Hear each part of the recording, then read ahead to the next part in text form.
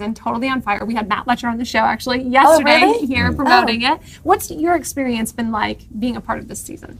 I mean, it's a great cast to begin with. I think the one of the great things is not just the story, but everybody who's involved, because a lot of us grew up working together. So to come together and do the show, and I mean, I grew up here, but I live in Mexico back and forth. So it's great to just go back and shoot and tell the story that is important to my country, and it's important to this country as well.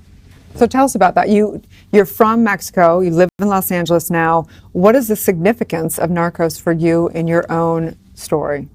Well, we're coming to tell a story of what happened in the 80s and how it began, what was the seed of what today is the drug on war.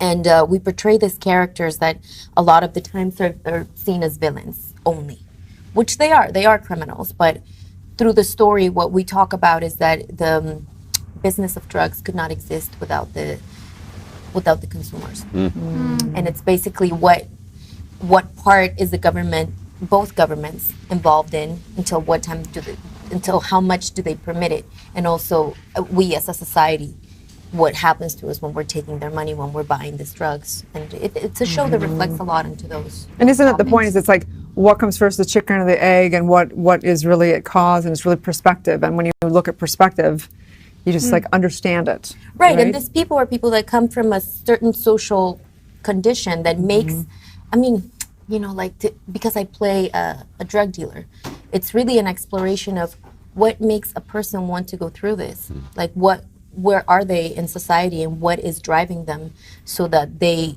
don't care about their family, so that they can do all these ruthless acts, and what happens in a human that you can go and do that. So in your preparation for this character and in portraying this role, what have you learned about that? What does that feel like? So it's really bad. but I think I've learned a lot about the female struggle, mostly, because this is a woman that made her way into a men's world in the 80s.